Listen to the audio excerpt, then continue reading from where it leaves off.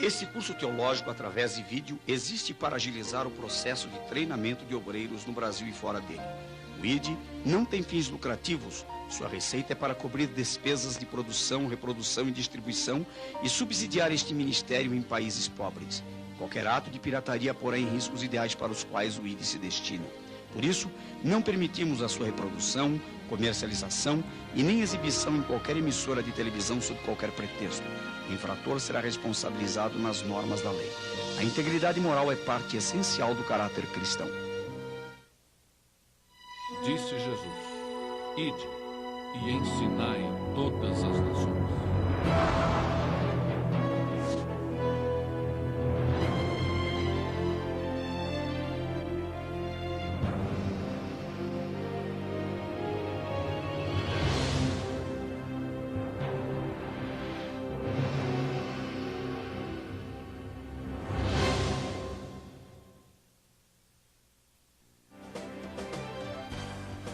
Todas as parábolas da Bíblia é um clássico da teologia bíblica. Ele investiga em profundidade mais de 250 parábolas do Antigo e Novo Testamento. Adquira o seu exemplar na livraria evangélica da sua cidade ou pelo telefone 0800 17 20 85.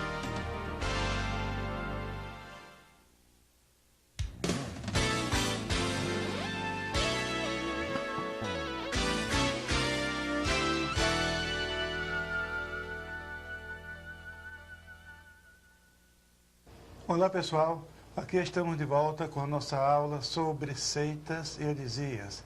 Estamos estudando sobre as testemunhas de Jeová, já tivemos 2 aulas e agora vamos estudar a lição número 3, aliás, a parte 3 sobre as testemunhas de Jeová e vamos falar sobre a doutrina da salvação, a doutrina do inferno e a doutrina do homem. Mas doutrina do homem aqui no nosso contexto significa o estudo sobre o homem, corpo, alma e espírito. Porque os outros temas já estudamos nas aulas anteriores. Mas vamos falar sobre a salvação e também sobre o inferno, que é um dos pontos que as testemunhas de Jeová mais atacam. Os 3 pontos principais. Número 1, a Trindade. Eles negam a doutrina da Trindade, já estudamos isto. Número 2, a deidade absoluta de Jesus. Número 3, a deidade absoluta do Espírito Santo e a sua personalidade. Número 4, a doutrina do inferno. E número 5, sobre a alma do homem. São esses os pontos que as testemunhas de Jeová mais atacam. E quando uma testemunha de Jeová se encontra com um crente, o primeiro ponto é um desses. Esses pontos mencionados, um deles, a testemunha de Jeová vai apresentar, vai comentar sobre isso. Então, não podemos concluir, encerrar essa aula sobre a testemunha de Jeová sem explicar alguma coisa sobre o inferno, sobre a alma, sobre a salvação, porque a Torre de Vigia tem uma concepção errônea sobre a salvação. Vamos começar então pela salvação. As testemunhas de Jeová creem que Jeová dividiu a raça humana, ou seja, dividiu o seu povo em 2 grupos principais. Um grupo especial, que eles chamam de a classe dos ungidos, que seriam os 144 mil. Então, essa é uma classe peculiar e especial. E a outra classe, que eles chamam de a classe das outras ovelhas, ou a classe da grande multidão, da qual fazem parte as atuais testemunhas de Jeová. Então seria um grupo de segunda categoria e que são privados de certas bênçãos de Deus. Quer dizer, Deus tem bênçãos para os 144 mil e essas bênçãos são negadas a classe da grande multidão. Agora, é claro que, à luz da Bíblia, eles não podem fundamentar, não podem provar nada disso. Isso é uma invenção de Joseph Rutherford, o segundo presidente da Sociedade Torre de Vigia. Foi no Congresso das Testemunhas de Jeová, realizado em Washington, D.C., a capital dos Estados Unidos, em 1935, que essa doutrina foi oficializada. Antes disso, as Testemunhas de Jeová não conheciam essa doutrina. Então, Rutherford disse que a classe da grande multidão é a classe que vai herdar a terra. E a classe dos ungidos são os 144 mil, e eles vão para o céu. Agora, quais os versículos, os principais versículos que as Testemunhas de Jeová usam para fundamentar essa doutrina? Número 1, nós encontramos em João, Evangelho de João, capítulo 10 e versículo 16, você pode ler, onde diz o seguinte, João 10 e 16, ainda tenho outras ovelhas que não são deste aprisco. Também me convém agregar estas, e elas ouvirão a minha voz, e haverá um rebanho e um pastor.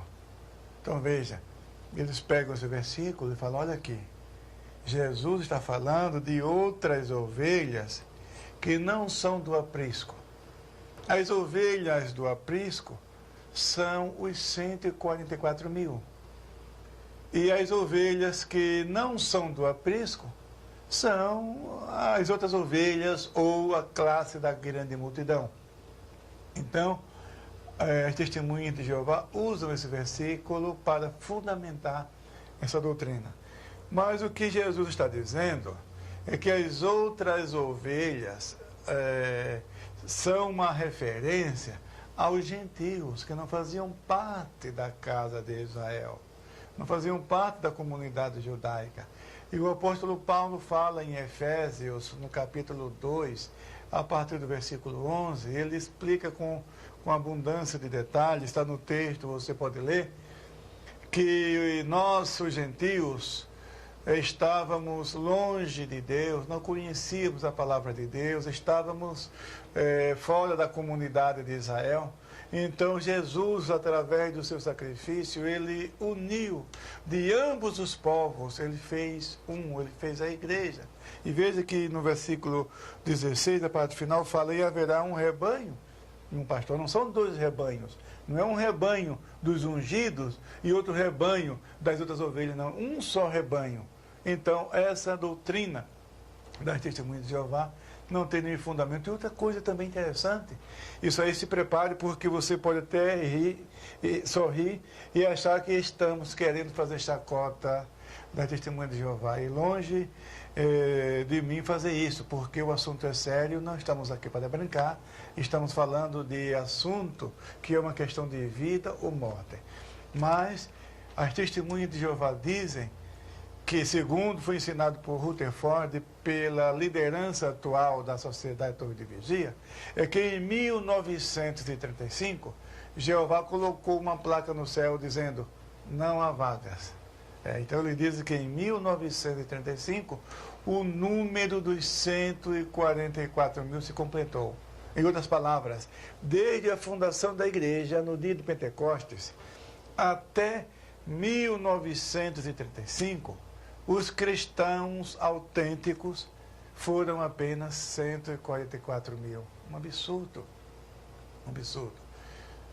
Nós temos números, temos dados históricos, estatísticos históricos confiáveis, de que no ano 100 havia 8 mil cristãos no mundo romano, e no ano 313, quando Constantino assinou o Edito de Milão, o número deles era de 33 milhões.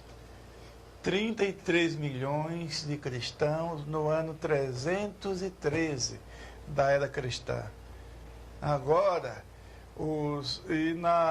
na época atual, já sabemos que já são mais de de 2 bilhões. Mas vamos, 2 bilhões, incluindo os cristãos nominais. Agora vamos deixar de lado os cristãos nominais. Vamos voltar ao assunto dos 144 mil. Então, desde o dia de Pentecostes, em Jerusalém, Atos dos Apóstolos, capítulo 2, até 1935, apenas 144 mil eram realmente cristãos de fato, de verdade. É um absurdo. Isso não tem apoio bíblico. E esse versículo que eles estão usando fora do contexto. Jesus está falando dos gentios que estavam no mundo, que não faziam parte do redil do Senhor, que não faziam parte da comunidade de Israel. Então Jesus disse: eu tenho ainda outras ovelhas que não são deste apreço, quer dizer, não são judeus, que não fazem parte da comunidade de Israel. Estão fora do redil, estão fora do apreço, que são os gentios. Mas também me convém agregar estas a elas, e haverá um só rebanho e um só pastor, isto é, juntar judeus e gentios, e formar desses dois povos um novo povo, que é a igreja. É esse o ensino de Jesus, que tem o apoio bíblico em Efésios, no capítulo 2, a partir do versículo 11. Agora, outro versículo que eles usam é Apocalipse, capítulo 7, e versículo 9. Por isso que eles usam a expressão a classe da grande multidão, que foi usada por Rutherford em 1935.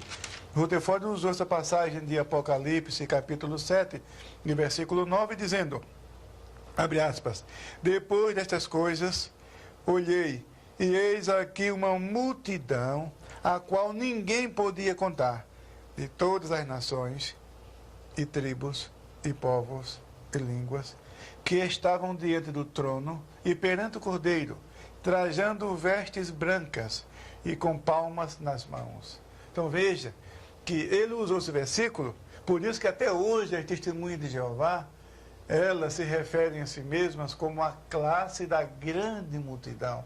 E essa expressão, classe da grande multidão, é tirada desse versículo.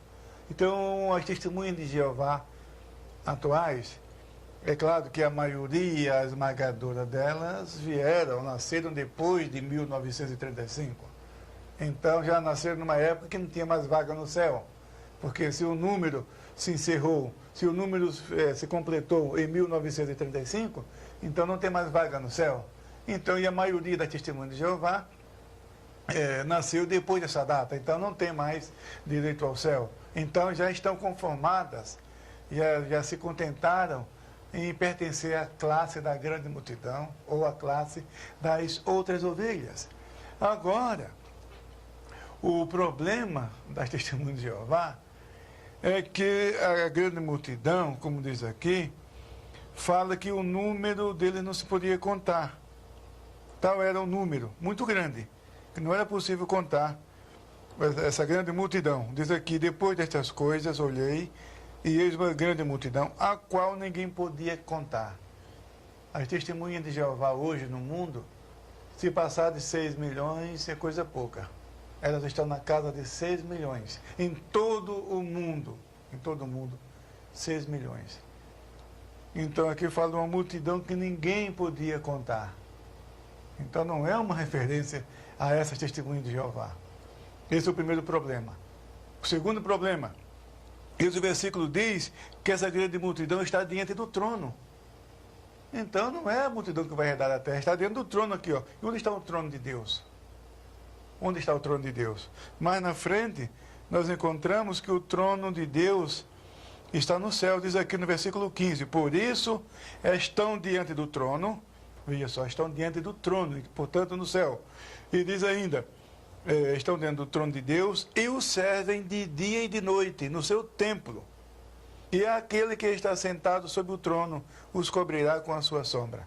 Então veja que essa grande multidão está diante do trono de Deus. Portanto, não está na terra. Essa história de herdar a terra é conversa fiada, conversa da testemunha de Jeová. Porque a Bíblia diz que essa mesma grande multidão que não são as testemunhas de Jeová, porque o número não se pode contar, e elas são 6 milhões, então não pode ser as testemunhas de Jeová. Em segundo lugar, não vai herdar a terra, porque a Bíblia diz que a grande multidão está diante do trono.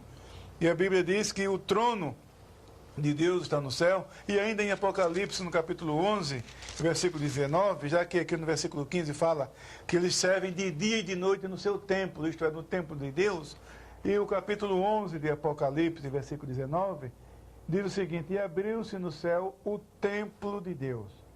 Então veja que o templo de Deus está no céu. Então essa grande multidão servindo de dia e de noite no templo de Deus, e o templo está no céu, então a grande multidão está no céu, não está na terra.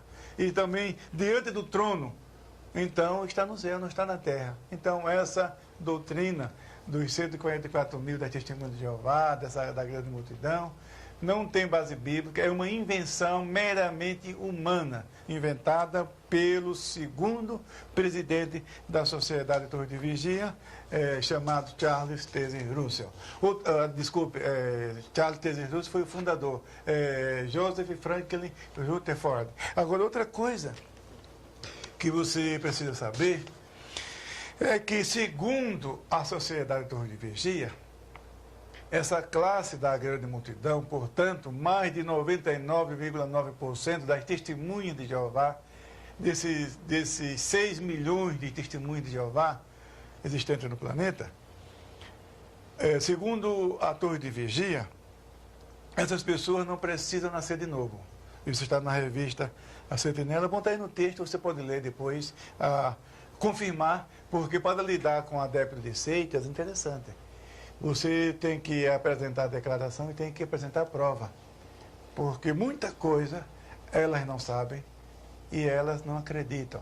Então, veja, eu escrevi este livro aqui intitulado Como Responder às Testemunhas de Jeová. Então, aqui eu falo sobre a tradução do Novo Mundo, sobre o Senhor Jesus Cristo, sobre o Espírito Santo, sobre a Trindade, sobre o inferno, sobre a alma, a história da Testemunha de Jeová. Muito bem.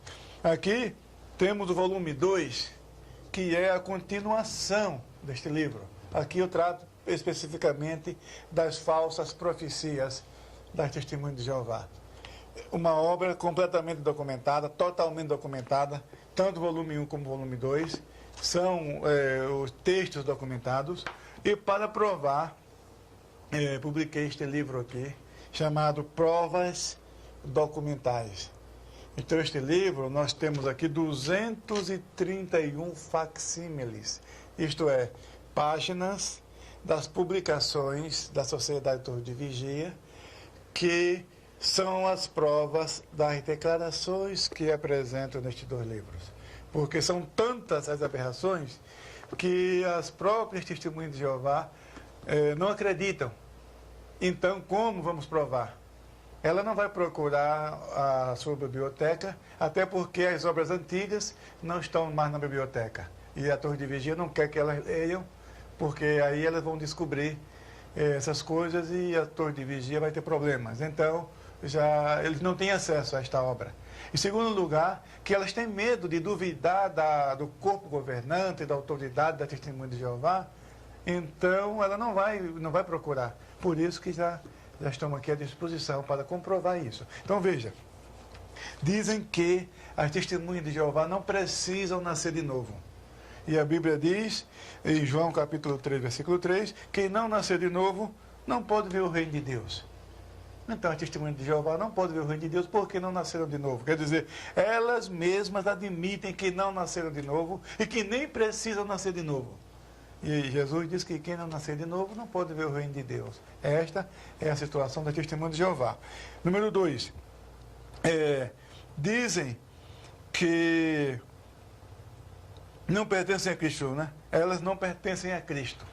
Isso está no livro intitulado Poderá Viver para Sempre no Paraíso na Terra, na página 172, no parágrafo 20. Dizem que não pertencem a Cristo. No entanto, a Bíblia diz que nós pertencemos a Ele, sim. 1 João 4, versículo 4 diz: vós sois de Deus, 1 João 4,6 diz, nós somos de Deus, e assim por diante, há inúmeras referências bíblicas, você pode conferir aí no seu texto, que o cristão pertence a Cristo, é servo do Senhor Jesus, mas é testemunha de Jeová. Essa classe da grande multidão, que portanto é a maioria hoje, admite que não pertence a Cristo. Isto está na própria publicação, no livro intitulado Poderá Viver para Sempre no Paraíso na Terra. Muito bem. Outra coisa, não participam da refeição noturna. Isto é, a ceia do Senhor, né? A Bíblia faz menção da Santa Ceia e da Ceia do Senhor. As testemunhas de Jeová chamam de refeição noturna.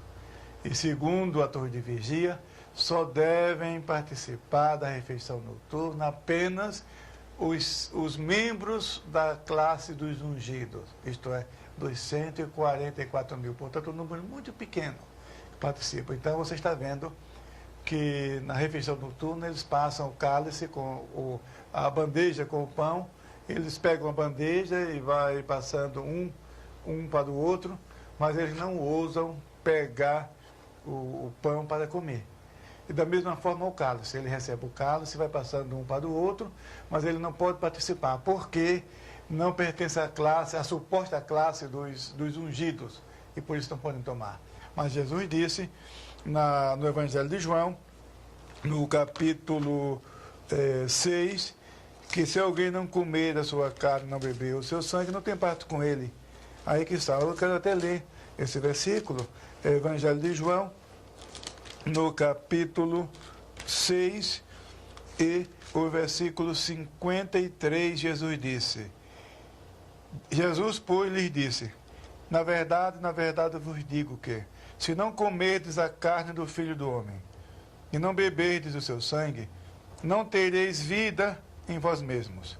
Quem come a minha carne e bebe o meu sangue, tem a vida eterna, e eu o ressuscitarei no último dia. Então fale para o testemunho de Jeová, olha aqui, ó, Jeová não vai te ressuscitar no último dia, não, ó. Você não participa da refeição noturna. Jesus disse que quem não comer da sua carne e não beber do seu sangue, não vai ser ressuscitado. E um dos maiores medos, como já falamos da testemunho de Jeová, é não ser ressuscitado no último dia. É ser destruído na batalha do Armagedon e não ser ressuscitado. Então, o testemunho de Jeová precisa saber que a ceia do Senhor é para todos os crentes em Jesus. Outro ponto, eles dizem que não são filhos de Deus. Bom, disto nós sabemos e não é novidade nenhuma, mas o mais duro é o fato de as próprias testemunhas de Jeová admitirem isso. Então dizem que vão ser ainda filhos de Deus, vão ser ainda adotados como filhos de Deus. Isso está no livro Vida Eterna na Liberdade dos Filhos de Deus, na página 398, parágrafo 36. Lá. E também no livro Unidos na Adoração do Único Deus Verdadeiro, na página 191, parágrafo 16. Lá eles afirmam que não são filhos de Deus, que ainda vão ser. Depois da batalha do Armagedon, se eles forem fiéis e venderem bastante sentinela e despertarem, e forem fiéis à sociedade de vigia, aí Jeová pode adotá-los como seus filhos. Mas por enquanto não são filhos de Deus. Agora eu pergunto, são filhos de quem? Pergunto para o testemunho de Jeová, você é filho de quem? Você é filho de quem?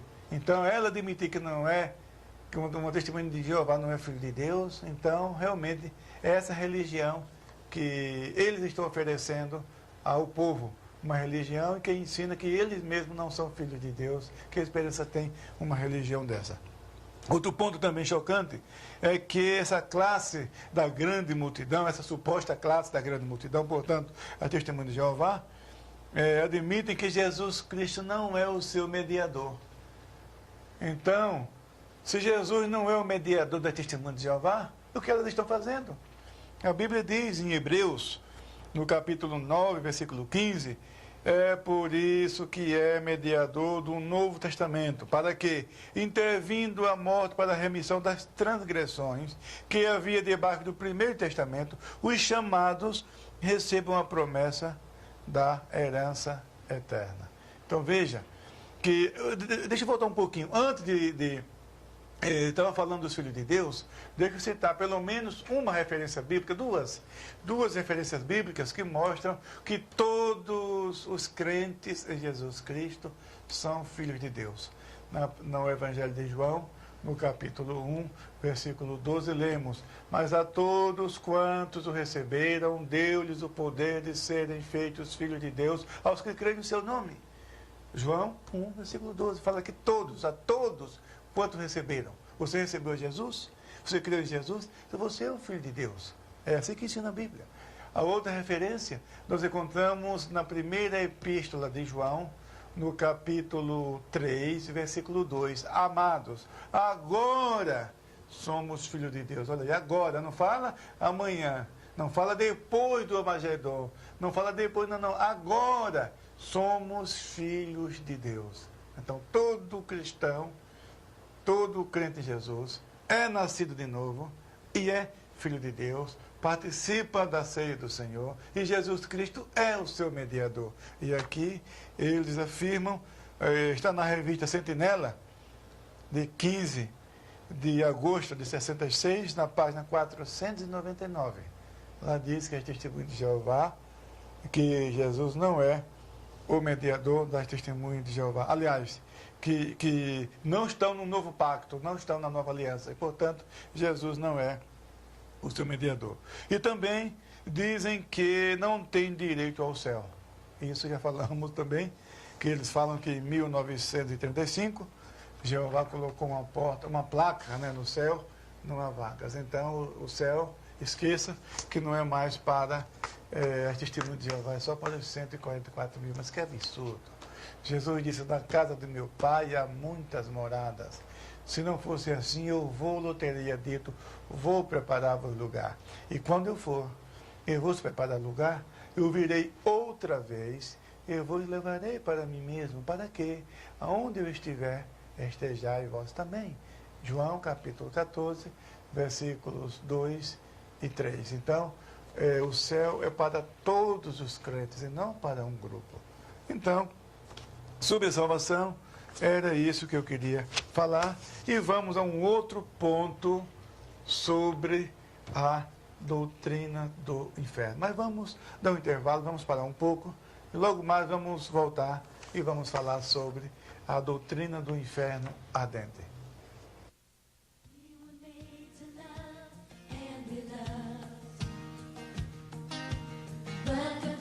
This world demands will cost you far too much.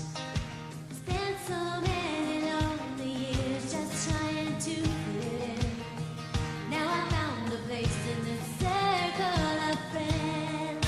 In the circle of friends, we have one Father. In a circle of friends, we share this prayer that every orphan soul will know, and all will enter in to the shelter of this circle of friends.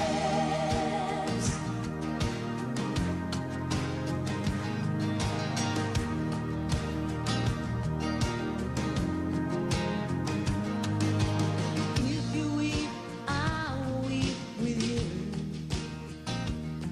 and if you sing for joy, the rest of us lift our voices too. But no matter what you feel inside, there's no need to pretend. That's the way it is in this circle of friends. In a circle of friends, we have one Father. In a circle of friends, we share this prayer that we'll gather together no matter how the highway bends. I will not lose this circle of friends. Among the nations, tribes, and tongues, we have sisters and brothers. And when we meet in heaven, we will recognize each other.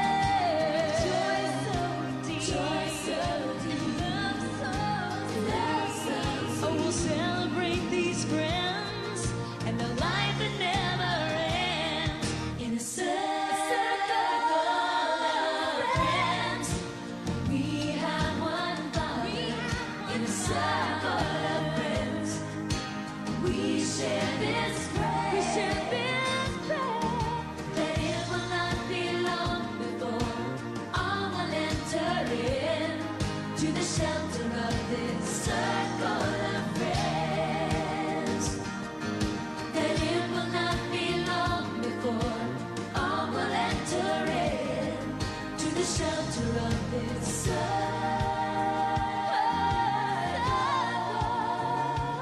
of friends.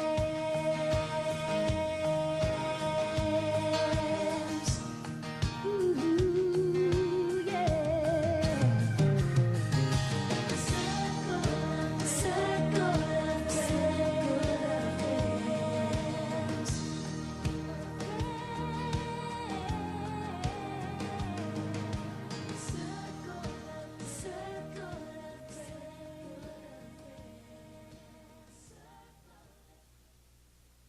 Olá pessoal, estamos de volta depois deste breve intervalo. Estamos falando sobre as testemunhas de Jeová e estávamos falando sobre a doutrina da salvação. A Bíblia diz que a salvação é pela fé em Jesus Cristo. Isto nós encontramos em várias partes da Bíblia. Efésios capítulo 2, versículo 8, por exemplo, porque pela graça sois salvos por meio da fé, e isso não vem de vós, é dom de Deus, e nem das obras, para que ninguém se glorie. Então, salvação é pela fé. E as testemunhas de Jeová não creem assim. Elas creem que a salvação não é só pela fé, tem que ser pelas obras também, principalmente pelo trabalho de casa em casa, vendendo as publicações da Sociedade Torre de Vigia. Mas vamos para um outro ponto, que é sobre a doutrina do inferno ardente. As testemunhas de Jeová negam essa verdade bíblica, dizem que o inferno é a sepultura comum da humanidade e que quando o homem morre, se acabou. E se foi testemunho de Jeová, se foi fiel à Sociedade Torre de Vigia, então Jeová vai coronar essa pessoa, não ressuscitar, que ele não crê na doutrina da ressurreição. Então diz que Jeová vai criar outra pessoa, parecida com a que morreu, com todas as características e tudo, mas não é a mesma pessoa. Que Jeová não vai ressuscitar, ele vai coronar a pessoa, vai refazer a pessoa. Então, se a pessoa era testemunha de Jeová, então vai reinar com Cristo e vai herdar a terra. E quem não era testemunha de Jeová vai ter uma nova chance de a pessoa se arrepender para obter a vida eterna. E se a pessoa conhecia a verdade, uma pessoa como eu, por exemplo, eu, segundo a testemunha de Jeová, estou frito, né? Para mim, tá certo? Porque para eles, que quem prega contra a testemunha de Jeová, eles chamam de apóstatas e de opositores. Então, ele diz que nem todo mundo vai ter uma segunda chance. Só aqueles que eram piedosos, eram pessoas de boa vontade, mas que não tiveram oportunidade de conhecer o Evangelho. Então, essas pessoas serão ressuscitadas, entre aspas, que seriam coronadas, né, por Jeová, e essas pessoas terão uma nova oportunidade. E aqueles que não aceitaram, como no meu caso, segundo eles, né, então aí essas pessoas não serão ressuscitadas e, portanto, não existe inferno para a testemunha de Jeová. Agora, essa crença, ela não foi inventada pela Torre de Vigia, nem inventada por Charles Taze Russell, ela é antiga, muitos incrédulos ao longo da história já negavam essa verdade, e o próprio Russell, antes mesmo de fundar a Sociedade Torre de Vigia, ele já não cria mais no inferno, ele chegou a dizer, ele foi derrotado num debate, ele deixou de crer na existência do inferno, porque ele foi debater com o incrédulo, e ele perdeu o debate. Aí ele ficou incrédulo também. E ele diz, isso está no livro das Testemunhas de Jeová, no anuário das Testemunhas de Jeová, anuário de 1976. Parece que paga 35 ou 39, mais ou menos por aí. Diz que Russell já estava decidido a não aceitar o futuro, nem mesmo a Bíblia. Quer dizer, mesmo se alguém mostrasse na Bíblia, ele já estava decidido a não aceitar. E isso está registrada na própria literatura das Testemunhas de Jeová. Então, as Testemunhas de Jeová não creem na existência do inferno ardente porque o seu líder não cria nessa doutrina, mesmo antes de fundar a Sociedade Torre de Vigia. Mas, veja só, a Torre de Vigia diz hoje que o inferno é a sepultura comum da humanidade. E a Bíblia diz Jesus disse, a maior autoridade no céu e na terra, em Mateus capítulo 25, versículo 41, então dirá também aos que estiverem à sua direita, apartai-vos de mim, malditos, para o fogo eterno, preparado para o diabo e seus anjos. Então, a Bíblia diz que o inferno é um lugar preparado para o diabo e seus anjos, e não a sepultura comum da humanidade. Então, um argumento que eu queria mostrar, que os testemunhos de Jeová usam para negar a doutrina do inferno, fala que contraria o amor de Deus. Mas não é Deus que está levando o homem para o inferno. É o homem que quer ir ao inferno, o homem que está indo ao inferno. Deus deu o seu Filho unigênito para que todo aquele que nele crer não pereça, mas tenha vida eterna. Os pregadores e missionários estão por toda parte do mundo levando essa mensagem de salvação. Ela é de graça, não é complicada, não precisa estudar filosofia, não precisa fazer curso. Não, é pela fé em Jesus. Você crê em Jesus, você tem a salvação de maneira simples. Deus propôs para todos. Agora, o homem rejeita o plano de Deus para a salvação, não quer saber do Senhor Jesus. Então, ele é o único responsável e culpado pela sua condenação, e não Deus. Então, essa teoria de que contraria o amor de Deus não tem fundamento. Então, nós temos a passagem do rico e Lázaro. Como que os testemunhos de Jeová fazem para manipular esse texto de maneira que não venha atrapalhar a exposição de suas crenças sobre a imortalidade da alma, sobre a sobrevivência da alma à morte e a doutrina do inferno. A passagem de Lucas 16, do rico e Lázaro, é um problema não só para o testemunho de Jeová, mas também para os adventistas do sétimo dia. Nós vamos ver, você vendo os adventistas do sétimo dia, lá nós temos mais detalhes sobre essa passagem do rico e Lázaro. Muito bem, mas o que diz o testemunho de Jeová? Que o rico e Lázaro é uma parábola e que Lázaro representa a classe das testemunhas de Jeová e que o rico representa os credos da cristandade e que o tormento representa a mensagem, a verdade pregada pela classe de Lázaro, ou seja, pela testemunha de Jeová, e que a cristandade não resiste, fica angustiada por causa dessas verdades. Então, veja que é uma interpretação forjada, inconsistente, sem base bíblica. É uma camisa de força. Uma camisa de força. E o rico e Lázaro, para começar, ninguém pode provar, e nem pôde provar até hoje, que é uma parábola. A começar por aí. A maioria dos expositores do Novo Testamento afirma que era uma história verídica que que só Jesus conhecia, que só Jesus sabia e que ele contou para os seus discípulos. E como de fato, ali é mencionado o nome de pessoas e parábola não menciona nomes. Então o rico e Lázaro menciona o nome de Abraão, menciona o nome de Lázaro. Então, não se pode provar. E ainda que fosse uma parábola é uma ilustração. Ainda que alguém considere como parábola, isso não vai neutralizar em nada a doutrina do inferno ardente e a doutrina da sobrevivência da alma após a morte. Então, esse argumento das testemunhas de Jeová é muito fraco e inconsistente. O outro ponto que eu queria deixar claro para você é que a Bíblia apresenta a doutrina do inferno e o inferno aparece na Bíblia de várias maneiras. As palavras mais usadas na Bíblia para o inferno são Hades, no grego seria Hades, e Gehenna, outra palavra também para inferno.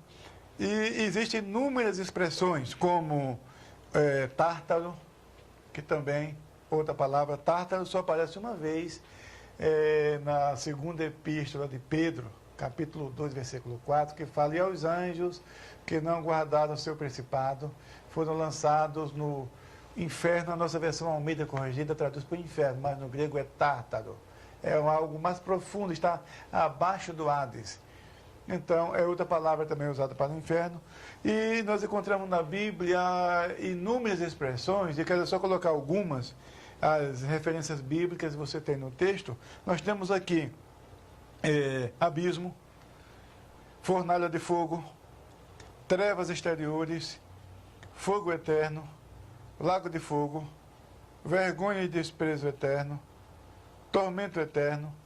Essas são algumas das expressões usadas para identificar o inferno. No Antigo Testamento, a palavra hebraica era Sheol, Sheol, que é o mundo invisível dos mortos, e não meramente a sepultura. A palavra hebraica para sepultura é kever. Kever, a palavra hebraica para sepultura. E a palavra hebraica usada para inferno, como inferno e sepultura são ambos invisíveis aos olhos humanos e lugares profundos, então às vezes há certa semelhança, mas não são a mesma coisa. A prova disso, você conhece a história de José do Egito, não conhece? Muito bem. E no livro de Gênesis, capítulo 37, que fala que José foi vendido pelos seus irmãos aos ismaelitas, mercadores que iam para o Egito, diz o texto sagrado que os seus irmãos mataram um animal e pegaram a túnica de várias cores de José, ensoparam aquela túnica no sangue desse animal e levaram para Jacó, chorando, tudo de mentira. A gente sabe que foi uma armação. Eles queriam que Jacó pensasse que José fosse devorado por uma fera do campo. E quando Jacó pegou aquela túnica ensanguentada, naquela época, você sabe, não existia Instituto Médico Legal, não existia meios de identificar um sangue humano, o sangue dos animais, não existia DNA, não existia nada disso. Jacó viu aquela túnica ensanguentada, ele imaginou que fosse de José, seu filho. Então, para Jacó, naquele momento, José não teve sepultura. José havia sido devorado por uma fera do campo. Então eu quero ler aqui um versículo, é Gênesis, está escrito em Gênesis, no capítulo 37, e diz aqui, no versículo 35, diz assim: e levantaram-se todos os seus filhos e todas as suas filhas para o consolarem. Recusou, porém, ser consolado e disse: na verdade, com choro hei de descer o meu filho até ao Sheol. Assim o chorou seu pai. Aqui na nossa versão está sepultura. Mas a palavra hebraica nesse versículo 35 do capítulo 37, aqui está falando de José. Deixa eu ler o 34 para que você compreenda melhor o contexto, né? O versículo 34 diz assim: então Jacó rasgou as suas vestes e pôs pano de saco sobre os seus lombos e lamentou a seu filho muitos dias. E levantaram-se todos os seus filhos e todas as suas filhas para o consolarem. Recusou, porém, ser consolado e disse: na verdade, com choro hei de descer o meu filho até a sepultura. Mas como sepultura que para Jacó, na época ele pensava que José não teve sepultura. Se José foi despedaçado, foi devorado por uma besta do campo, então José não foi sepultado. E como Jacó esperava descer ao seu filho José na sepultura? Não é sepultura. Aqui a palavra hebraica é Sheol. Sheol, essa tradução não é uma tradução feliz. A Almeida, de acordo com os melhores textos, lá fala Sheol. Ele desceu, meu filho, ao Sheol. Isto é um lugar. E que lugar é esse? O mundo invisível dos mortos. Porque Jacó, mesmo pensando que José não teve sepultura, ele esperava encontrar o seu filho José no Sheol. Então isso mostra que Sheol é um lugar, é um mundo invisível dos mortos. E o Novo Testamento, a Septuaginta, a tradução grega do Velho Testamento, usou a palavra Hades para traduzir a palavra Sheol. E Hades aparece 10 vezes no Novo Testamento. é o local onde os incrédulos vão após a morte, aguardar o dia do juízo. Estão ali de maneira consciente, conforme encontramos na história do rico e Lázaro. Ele sabe o porquê, eles sabem por que estão nesse lugar, eles se lembram do que fizeram, se lembram que rejeitaram o plano de Deus. Então, estão aguardando o juízo final, o julgamento final. Lembra lá em Apocalipse, no capítulo 20, que fala que o Hades vai dar os mortos que nele há? Diz o texto sagrado em Apocalipse 20. Então, todos os ímpios que estão no Hades, conscientes, já em tormentos por causa da sua incredulidade, estão aguardando o dia do juízo. É igual a uma pessoa, digamos, alguém mata outra pessoa e é autuado em flagrante, é preso, vai para a cadeia, já está preso. E sabe por que está preso? Mas vai aguardar o juízo, o julgamento. Aí no dia do julgamento, quando o juiz lavrar a sentença, então a pessoa já está na cadeia mesmo, continua preso já. Então, o Hades seria mais ou menos isso, seria uma prisão temporária. O incrédulo, ao morrer, ele vai para o Hades, e lá está em tormento. Mas no dia do juízo final, onde todos os incrédulos vão comparecer para ser julgados, aí sim, então diz a Bíblia que os que estão no Hades, o Hades vai vomitar, vai devolver os mortos que nele há. E ali eles serão julgados. E depois serão lançados no lago de fogo e enxofre, que é o inferno propriamente dito. A palavra Geena, no Antigo Testamento, era usada como vale de Rinom, ou vale dos filhos de Rinom, um vale de Jerusalém, do sul de Jerusalém, que na época de Cristo ardia noite e dia, cheio de montudo, e noite e dia ali queimava, e Jesus usava a Geena, ou Vale de Rinom, como tipo do lago de fogo e enxofre, que é o inferno propriamente dito. E a prova disso é que a Bíblia diz que a besta e o falso profeta vão ser lançados vivos no lago de fogo e enxofre. Depois de 1000 anos, interessante, eu quero até ler isso aqui. É bom você anotar isso aqui. No livro de Apocalipse, no capítulo 19, veja só. Livro de Apocalipse, capítulo 19, e o versículo... capítulo 19, o versículo 20. Diz assim: E a besta foi presa, e com ela o falso profeta, que diante dela fizeram os sinais com que enganou os que receberam o sinal da besta e adotaram a sua imagem.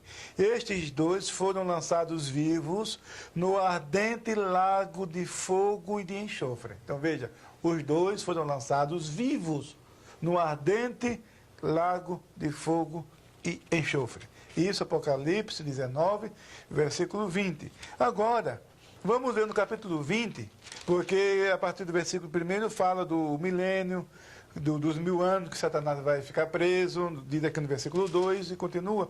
Mas no capítulo 20 e o versículo capítulo 20 e o versículo e o versículo 12, e depois o versículo lago de fogo, está aqui no versículo 10, né? 20, versículo 10. E o diabo, que os enganava, foi lançado no lago de fogo e enxofre, onde está a besta e o falso profeta. E de dia e de noite serão atormentados para todo sempre. Agora eu te faço uma pergunta: como que a besta e o falso profeta, esses dois, ficaram 1000 anos no lago de fogo e enxofre? Porque diz aqui que eles foram lançados no lago de fogo e enxofre. Depois se passaram os 1000 anos do reino milenar de Cristo. Depois o diabo é lançado também nesse lago de fogo. E onde se encontram a besta e o falso profeta? Como que o inferno não existe? Como que o inferno é extinção? Como que o inferno é aniquilamento? Como que o inferno não há memória de ninguém? E a Bíblia diz aqui que 1000 anos depois os dois estão lá ainda. Estão lá. E diz ainda: serão atormentados noite e dia, para todo sempre. serão atormentados noite e dia para todo sempre. Então, o lago de fogo é o inferno propriamente dito. O Hades é o inferno temporário. Depois que a pessoa passar pelo juízo, se apresentar no dia do juízo, aí sim, aí essas pessoas serão lançadas no lago de fogo e enxofre. Então, a doutrina do inferno é uma doutrina bíblica. E além disso, eu queria deixar aqui, fazer menção de um texto, de um livreto publicado pela revista, pela Chamada da Meia-Noite. Eles têm um livreto chamado Lago de Fogo. E ali tem uma declaração tão interessante que eu citei aqui no meu livro, Como Responder Testemunho de Jeová, e eu faço questão de mencionar aqui. Eu faço questão de mencionar, está no seu texto, você pode ler. O texto diz o seguinte: eu também gostaria de poder crer que não houvesse um lugar de maldição eterna. Mas, se eu cresce nisso, teria que jogar fora minha Bíblia, teria de fazer de Jesus um enganador, poderia violar qualquer lei, qualquer mandamento moral, teria que abandonar minha fé em um Deus santo e justo. Se não existe um lugar eterno do qual preciso ser salvo, então também foi desnecessária a vinda do Salvador. Sua morte teria sido um julgamento errado da parte de Deus, e a Bíblia se tornaria um livro de lendas obscuras e apavorantes, cheias de pessimismo. Então veja, isso aí realmente. Se o inferno não existe, então você pode fazer o que você quiser, aí não existe mais lei, não existe mais regra, acabou. A Bíblia não passa de um livro cheio de lendas apavorantes e um livro obscuro. E Jesus, a morte de Jesus perde o sentido, a mensagem de Jesus perderia o sentido. Então veja o absurdo. Por isso que o inferno, a existência do inferno é uma questão de moral. O inferno existe, assim como existe céu, existe inferno. Assim como existe Deus, existe o diabo. Assim como existe o bem, existe o mal. Então, é lógico até. Há uma coerência nisso. E, além disso, a Bíblia fala, desde o Gênesis ao Apocalipse, que existe um lugar de tormento eterno, do qual o homem precisa ser salvo. E, para isso, Deus enviou o seu Filho Jesus para salvar o homem da morte e do inferno. E, finalmente, temos aqui um ponto que queremos falar sobre a alma. As testemunhas de Jeová dizem que o homem, ele em si já é a alma. O homem morreu e acabou. Aí eles pegam no livro de Gênesis e falam que Deus criou as baleias, os animais e a alma vivente. Aí em Gênesis 2:7 diz assim: e formou o Senhor Deus o homem do pó da terra, e soprou em suas narinas o espírito de vida, e o homem foi feito alma vivente. Aí ele, olha aí, está vendo? Então a Bíblia chama tanto os animais como o homem de alma vivente. Então como você diz que a alma sobrevive à morte e a alma é imortal? Ora, meu Deus do céu, é simples entender. Para começar, a Bíblia diz em 1 Coríntios 15, versículo 39, nem toda a carne é uma mesma carne. Uma é a carne dos animais, uma é a carne das aves, outra é a carne dos peixes. Então veja que, assim como nem toda a carne é uma mesma carne, também nem toda a alma é uma mesma alma. Aí que está. Deus soprou nas narinas do homem. Então o homem recebeu o Espírito. A alma, o homem foi vivificado pelo Espírito. Deus soprou no homem. E os animais, isso não acontece. Aí que está. O homem é dotado de inteligência, ele recebeu o Espírito da parte de Deus. Então, é diferente, não é a mesma coisa. É uma analogia falsa, essa apresentada pelas testemunhas de Jeová. E, além disso, nós encontramos na Bíblia a palavra alma com vários sentidos. Eu coloquei aqui, você pode acompanhar no seu texto, o que a Bíblia fala sobre a alma. Para começar, uma figura de linguagem chamada sinédal, que é uma parte representando o todo. Vou começar por aí. Por isso nós encontramos a alma como sangue, encontramos a alma como vida, encontramos a alma como a parte material e invisível que vive no homem e que sobrevive à morte. Aí que está. Muito ligado ao espírito, embora distinto dele. Tá certo? Aqui nós temos a alma, a sede do apetite físico. A alma é apresentada como a sede do apetite físico. Então, o desejo humano, ele vem da alma, as emoções, os apetites, as paixões, vem da alma e é transmitido para o mundo exterior através do invólucro que é o corpo. Então, o espírito veio de Deus, quer voltar para Deus e tem sede de Deus. Por isso que só o homem tem capacidade de adorar a Deus. Aí que está. Aí está a diferença. O abismo intransponível entre o homem e os animais. O animal, por mais evoluído que ele seja, ele não tem capacidade de adorar a Deus. E o homem, por mais atrasada que seja a sua cultura, ele tem capacidade de adorar a Deus. Por quê? Porque é nele o Espírito. É como disse o salmista no Salmo 42, a minha alma tem sede de Deus, do Deus vivo. Aí está, o homem tem sede de Deus. Disse Santo Agostinho na sua obra, As Confissões, logo na introdução das Confissões de Agostinho, ele diz, ó Deus, tu nos fizestes para ti mesmo, e a nossa alma não encontrará repouso até que volte a ti. Aí que está, o homem veio de Deus e tem sede de Deus e quer voltar para Deus.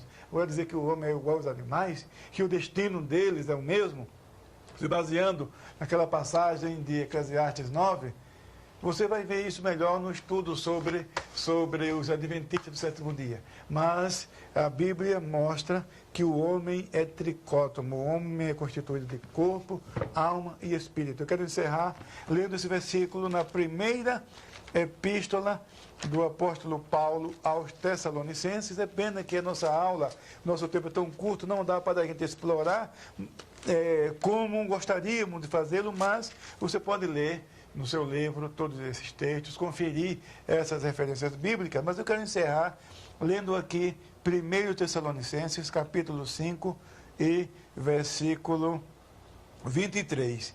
E o mesmo Deus de paz vos santifique em tudo, e todo o vosso espírito e alma e corpo sejam plenamente conservados e irrepreensíveis para a vinda de nosso Senhor Jesus Cristo. Então veja, e todo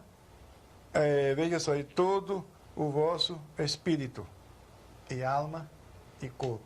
São três os componentes, os elementos do homem, do ser humano. Corpo, alma e espírito. E a alma sobrevive à morte. Uma referência só para chamar a atenção, está no texto, mas eu quero ler ainda para encerrar. Eu sei que o tempo já está passando, mas eu quero ler aqui Apocalipse, capítulo 6 e os versículos 9 e 10, onde lemos o seguinte. Apocalipse, está aberto em Hebreus, aí não vai, deixa eu ver aqui, Apocalipse, capítulo 6, versículos 9 e 10, lemos o seguinte. E havendo aberto o quinto selo, vi debaixo do altar as almas dos que foram mortos por amor da palavra de Deus e por amor do testemunho que deram.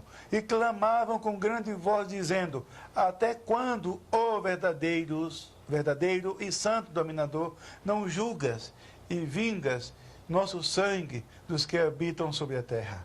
Então veja que aqui essas pessoas morreram, foram trucidadas, foram mortas pelo testemunho da palavra de Deus, agora estão debaixo do altar de Deus, diz o texto aqui, clamando e se lembrando até dos seus conservos, aí que está, as almas debaixo do altar de Deus. Ora, meu Deus do céu, se o homem morreu, acabou, o que fazer com esse texto? Então arranca esse texto da Bíblia, aí que está. Então por que o testemunho de Jeová usa uma Bíblia e dizendo que não existe a alma, que o homem morreu, acabou? Essa é apenas uma citação, e existe inúmeras. 2 Coríntios, capítulo 5, versículo 1, e sabemos que se a casa terrestre deste tabernáculo se desfizer, temos de Deus uma casa, vírgula, eterna, vírgula, não feita, uma casa, vírgula, não feita por mãos, mas eterna no céu. Então veja que o homem, o cristão, quando ele morre, ele vai para a presença de Deus.